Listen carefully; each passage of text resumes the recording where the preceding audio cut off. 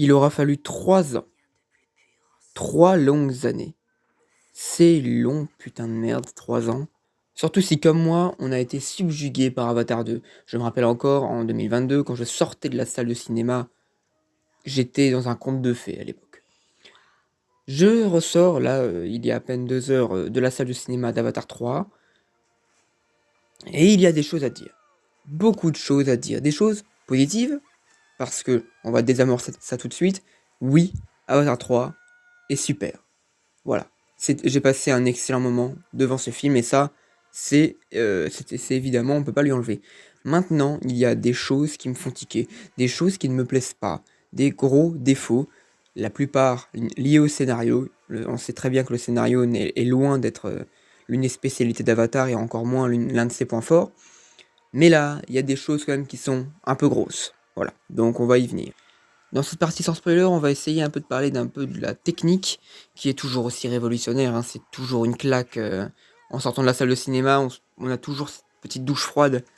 Je l'ai vu en 3D.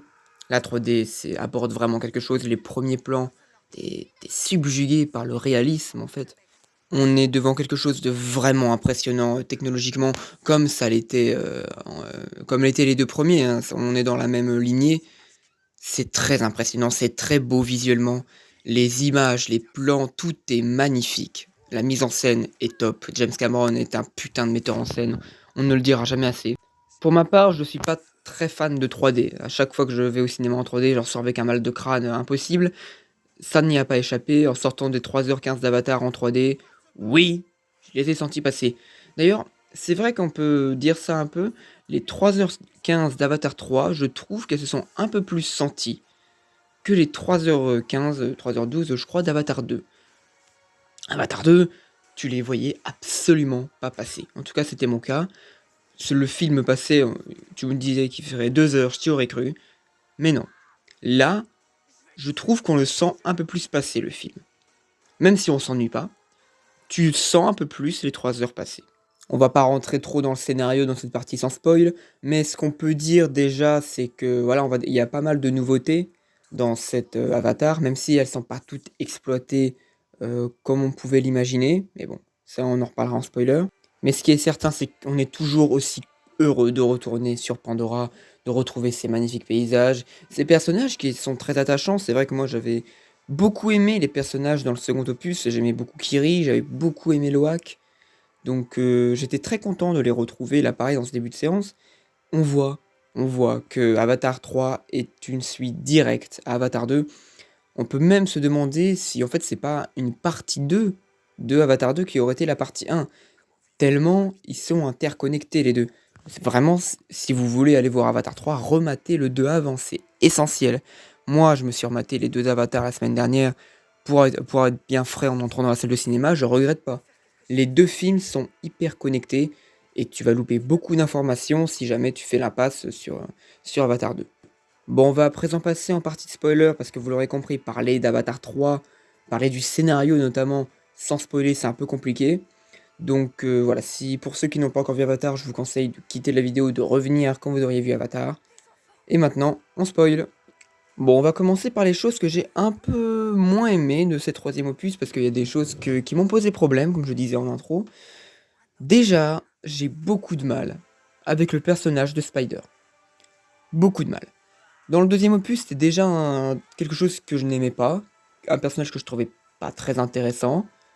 Alors là, ça y est, ce film lui donne de l'intérêt, lui donne de l'importance, mais j'y arrive pas. Je n'arrive pas à kiffer ce personnage. Je le trouve Déjà, je trouve que l'acteur joue pas forcément bien. Et puis tout ce qui va se passer autour de ce personnage, le fait qu'il peut respirer sans masque, le fait qu'Eiwa, entre guillemets, le sauve, ouais, c'est sympa, mais je trouve ça un peu tiré par les cheveux. En parlant d'Eiwa, on peut parler aussi un peu de Kiri. Kiri qui était, je pense, mon personnage préféré du second film, que je trouvais exceptionnel, que je trouvais très bien écrit, très bien interprété par Sigourney Weaver. Mais bon, le problème que j'avais avec Kiri, c'est que elle est trop cheatée. Et je trouve globalement que tout ce qui se passe avec Kiri, Spider et Ewa, en fait, cette espèce de... Je trouve ça trop étrange.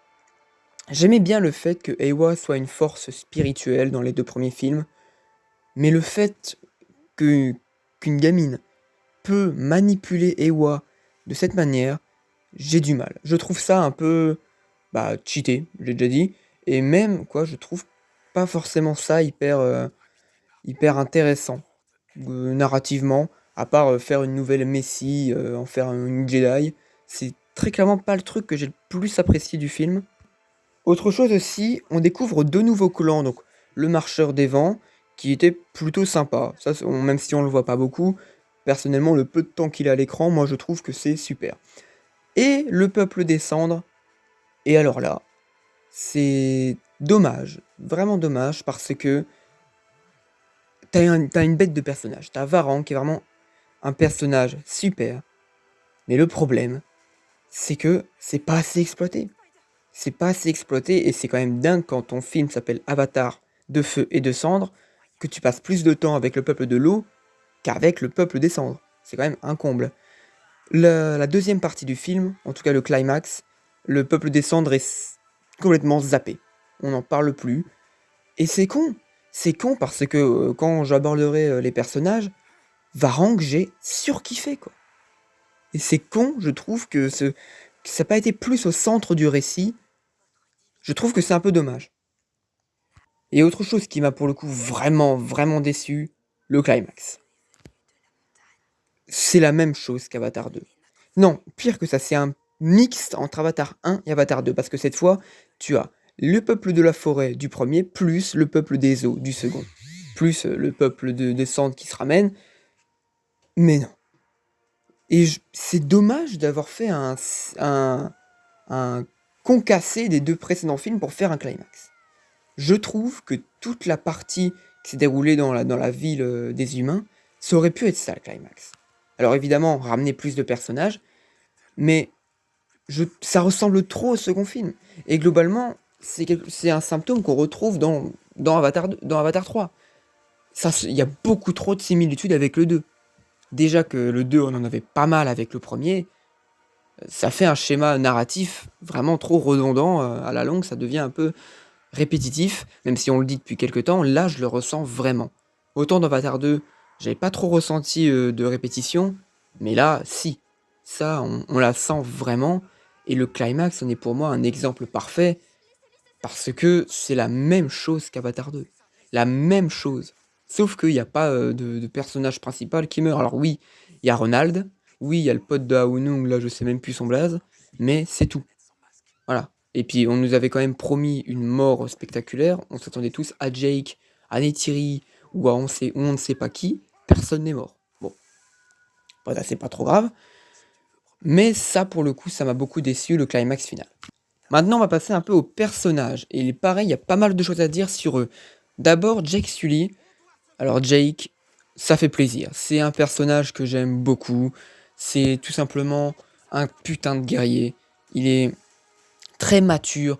Il doit faire face à des situations vraiment très spéciales. Il doit gérer sa femme, Neytiri, mais il doit aussi faire face à des choix cornéliens, comme celui de tuer ou non Spider, d'ailleurs. Scène mémorable, vraiment. Mais c'est vrai que Jake Sully, pour moi, est une vraie réussite dans ce film. Tout comme Neytiri. Neytiri qui était presque absent de Avatar 2, on la voyait pas. Voilà, elle servait vraiment pas grand chose, sauf dans la bataille finale. Et là, elle a une très grande place et ça fait plaisir de voir un personnage comme elle prendre autant de galons dans cette suite. Et Neytiri qui doit accepter son deuil d'avoir perdu son fils, a d'ailleurs aussi très belle chose dans ce volet, c'est que tout ce qui se passe autour du deuil est super bien traité et Neytiri en est l'exemple parfait. Pour ce qui est des enfants, alors Loak. Loak, j'aime beaucoup ce personnage. Il est très présent pendant la première partie du film. C'est lui qui est devenu le narrateur du troisième opus. Mais tu comprends pas bien pourquoi. C'est vrai que ça aurait eu un sens si Jake était mort, sauf que bah il est vivant, Jake. Donc c'est vrai que le fait qu'il reprenne la main sur la parole, je trouve pas ça hyper clair. Pourquoi ils ont voulu faire ça, alors que Jake Sully était le narrateur attitré jusqu'ici. Malgré tout, c'est un personnage qui reste hyper attachant, très intéressant narrativement, mais qui va disparaître pendant la seconde moitié du film. Voilà, il est écarté assez simplement d'ailleurs, pour quelconque raison, c'est pas vraiment. Pour ce qui est de Kiri, alors j'en ai brièvement parlé, tout à l'heure, j'aime toujours bien ce personnage, même si encore une fois je trouve que ce qui se passe autour d'elle est un peu cheaté. Le fait qu'elle ait des pouvoirs comme ça, je trouve ça un peu tiré par les cheveux et globalement je prends plus autant de plaisir que dans Avatar 2 à la suivre. Spider, bah voilà, Spider, il y a beaucoup de choses à dire sur Spider. Donc j'ai dit tout à l'heure que c'était pas du tout le personnage que je préférais dans les précédents opus. Et encore aujourd'hui, j'ai un personnage que je n'aime pas plus que ça, disons-le comme ça plutôt. Malgré tout, à l'inverse d'Avatar 2 où il était pour le coup vraiment inutile, en tout cas je trouvais pas une utilité flamboyante, là, ça y est, on sent qu'ils ont voulu lui mettre de l'importance et ça se sent. Et que c'est vraiment devenu vraiment un enjeu central. On parle de lui, on parle du fait qu'il se sent rejeté, du fait qu'il vit au milieu de Na'vi sans être un Na'vi. Et ça, j'ai trouvé ça intéressant. J'ai trouvé que même si le personnage ne me plaît pas plus que ça, tout ce qui tourne autour de ce personnage, j'ai trouvé ça intéressant. Et encore une fois, la scène où Jake Sully est sur le point de le tuer, c'est la meilleure scène du film et l'une des meilleures scènes de la saga, pour moi.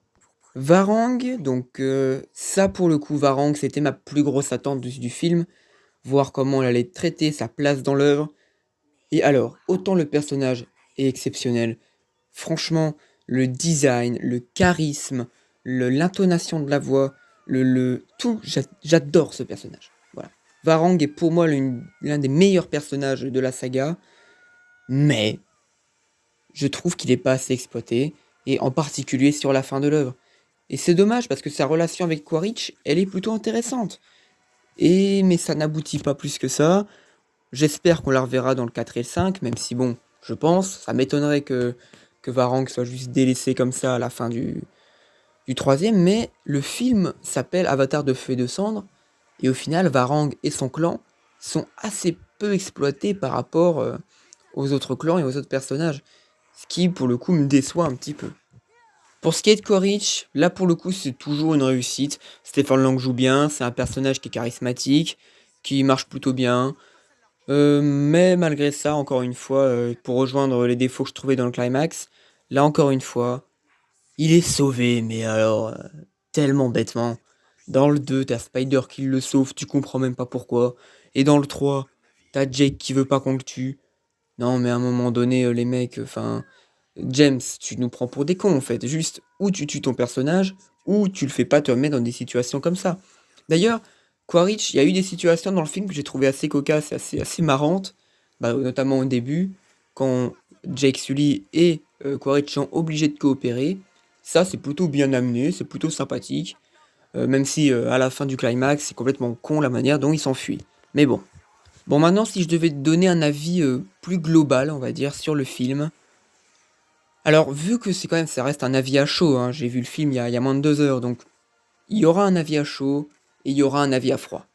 Parce que ce genre de film, c'est ce genre de film qui mérite tout simplement de mûrir dans la tête. Je me souviens toujours de quand je suis sorti d'Avatar 2. Quand je suis sorti d'Avatar 2, j'avais pas, j'aimais pas autant le film que je l'aime aujourd'hui. C'est-à-dire que, oui, j'avais passé un bon moment, mais je lui trouvais d'innombrables défauts. Et il a fallu que je me le revoie plusieurs fois pour tout simplement j'apprenne à aimer ce film parce que je suis un grand fan d'Avatar 2 aujourd'hui que je considère encore meilleur que le 1. Alors que quand je suis sorti de la salle d'Avatar 2, j'étais très mitigé et j'étais pas sûr de moi en ce qui concerne si j'aimais ou pas l'œuvre. Et là, c'est un peu pareil. C'est-à-dire qu'il va me falloir un temps de, ou de décantation entre guillemets pour que je puisse me faire une idée plus concrète si oui ou non j'ai apprécié l'œuvre. Alors non, je vais pas dire ça comme ça parce que oui, j'ai passé un excellent moment devant Avatar 3 et oui, j'ai aimé le film. Le truc c'est est-ce que ce film est meilleur qu'Avatar 2? Est-ce que ce film est un bon film si évidemment on accepte la technologie? Tout ça, c'est le temps qui nous le dira. Ce que je peux dire aujourd'hui, c'est qu'il y a des choses que j'ai vraiment aimées dans ce film. La relation Jake-Spider, elle est top. Jake Neytiri, c'est top. Tout ce qui tourne autour du deuil, c'est top. Tout ce qui tourne autour des humains, notamment la ville des humains, pareil, c'est top. Le clan des cendres, c'est top. Voilà. Après, pour ne dire que ça, même s'il y a des choses qui sont moins bonnes, le climax, c'est moins bon. Le début, ça patine un peu, je trouve que c'est moins bon. Le fait qu'on s'intéresse pas trop au clan des cendres, pareil, c'est un peu décevant. Mais tout ça, c'était aussi des choses qu'on pouvait reprocher à Avatar 2, même si Avatar 2 avait ce côté, on va dire, plus découverte et plus émerveillement que Avatar 3 qui est plus branché action. Et encore une fois, ce n'est pas pour desservir l'œuvre parce que il y a des choses qui marchent super bien. Ce que je vais reprocher et vraiment le truc qui entache le film pour moi, c'est le climax. Je le répète encore une fois, mais je trouve que c'est vraiment la fin du film qui ne marche pas. Déjà, après le climax aussi, on pourrait en parler ça aussi. La fin qui est expédiée en 3 minutes. Ah, voilà. Et puis, globalement, dans ce film, dans Avatar, il y a des moments où c'est trop expédié. J'ai une théorie pour expliquer ça. À l'origine, je ne sais pas si vous le savez, mais Avatar 3 devait durer 9 heures. Ou du moins, il y a eu un montage de 9 heures. Évidemment, ça a été cuté, et encore heureux, mais à la base, le film durait 9 heures. Et parfois, ça se sent. Parce qu'il y a des moments où il y a des ellipses, des gros trous. Je pense notamment à un moment donné où Spider, il est dans la ville, il est en prison. Et d'un coup d'un seul, il est dehors. Et on nous dit en vif qu'il s'est libéré. Mais on n'a pas de scène le montrant en train de s'échapper. Et des scènes comme ça, il y en a plusieurs dans le film où d'un coup, il y a une petite ellipse. Ça prouve tout simplement en gros que James Cameron avait voulu faire un film trop long à la base. Trop long et parfois ça se sent et c'est dommage. Je pense que James Cameron aurait dû supprimer le climax final pour se concentrer uniquement sur la partie où ils sont tous dans la ville des humains. Parce que ça aurait amené une fin de film assez différente et ça aurait été surtout un moment assez perturbant puisque pour une fois les navis n'auraient pas été dans leur terrain. Et j'aurais trouvé ça très intéressant, là où malheureusement on se retrouve avec une bataille de fin qui ressemble beaucoup trop à Avatar 2. Bref, vous auriez compris, je ressors de ma séance mitigée, mais tout de même convaincu encore une fois par cette proposition cinématographique qui est... C'est un grand spectacle, c'est hyper impressionnant techniquement, encore une fois, on ne le répétera jamais assez. Et oui, le scénario, ça peut pêcher à des endroits, oui, la scène de fin est pour moi hyper décevante, mais le film reste pour moi une réussite et on espère que ça va aller taper le box-office. On espère que ça va rapporter des millions et des milliards parce que c'est vraiment le genre de film qui mérite d'être vu au cinéma. C'est le genre de film que tu aimes aller voir au cinéma, que tu aimes découvrir en salle. C'est pour moi le genre de film qui fait vivre le cinéma. C'est le genre de grand spectacle qui fait vivre le cinéma. La question est maintenant de savoir si mon avis par rapport à Avatar 3 va changer au cours des prochains jours, semaines, voire même mois. Pour Avatar 2, ça avait mis du temps avant que je commence vraiment à apprécier le film. Un peu comme un bon vin, en fait, tout simplement. Donc il n'est pas impossible que dans quelques temps, je ressorte une vidéo sur Avatar 3 pour tout simplement faire un avis beaucoup plus à froid. Et me laisser peut-être 1 ou 2 semaines pour me rendre compte et réfléchir sur ce film. Voilà. C'était tout pour moi, je vous dis à très bientôt, on se retrouve très vite je pense pour faire les tops et les flops de cette année 2025, et on se dit à très vite.